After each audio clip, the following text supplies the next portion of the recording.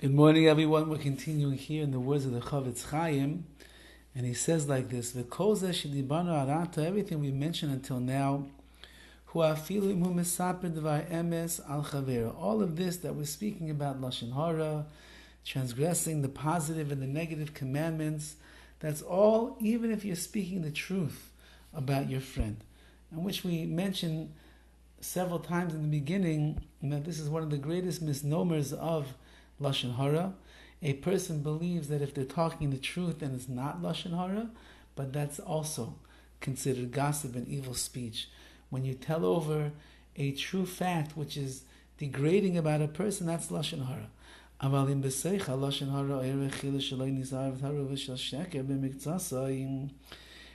says the CHOFETZ CHAIM, if while you're saying over lashon hara, you start mixing in words of sheker, falsehood and lies, even b'miktsasa, even just a little bit, you just sprinkle a little bit of lies into the words that you're saying.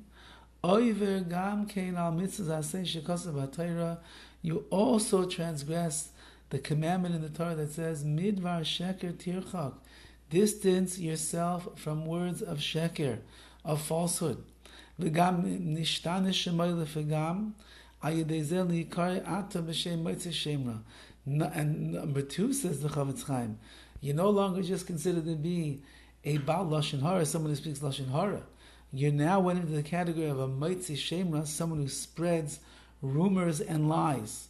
The Anshay Chomer Harbe Yosem Mistam Lashon Hara V'chilas, and the punishment for a Motzei Shemra, someone who spreads lies, is much worse than the person who just says Lashon Hara. Lashon Hara, as we know, is bad enough, says the CHOFETZ CHAIM. You could destroy yourself, destroy another person, destroy the person who's listening. You could destroy worlds with lashon hara. But once that you're motzei shemra, once that you start spreading rumors that are not true, so you're now in a worse category, and your punishments are going to be much more severe.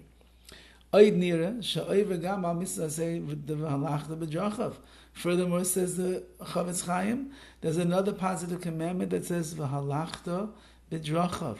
You must go in the ways of Hashem. You must walk in His ways. We are obligated to go in the midas, in the character traits of Hashem. Hashem kulam rak l'tayv, and we have to keep in mind all of the traits. The essence of Hashem is all for the purpose of good. K'maimarim zal, like Chazal teach us, Mahu rachum, just like Hashem is merciful, Afata rachum, you have to be merciful as well. Mahu chanun, just like He is benevolent, Afata chanun, you have to be benevolent as well. And the same is true with all of the positive traits of Hashem. We are to emulate those traits. Just like He is kind, we have to be kind. Just like He is patient, we have to be patient. Just like He is forgiving, we have to be forgiving. So too every single positive trait. And HaKadosh Baruch Hu is all positive traits. The fact that HaKadosh Baruch Hu punishes people when they do the wrong, or there's consequences when Klal Yisrael steps out of line, that's not a negative trait. That's also part of the positive, that HaKadosh Baruch Hu, like a good, loving father, wants to make sure that his child doesn't veer too far from the path and misbehave inappropriately. So a father is entitled to give consequences or punishments or discipline to his children. So too, HaKadosh Baruch Hu has to discipline us sometimes.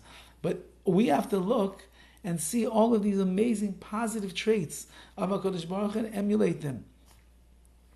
Like the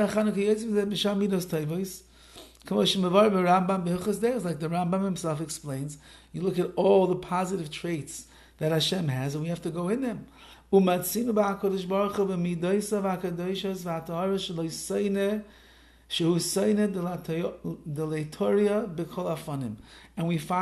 HaKadosh Baruch Hu despises talebearers and people that are speaking lashon hara.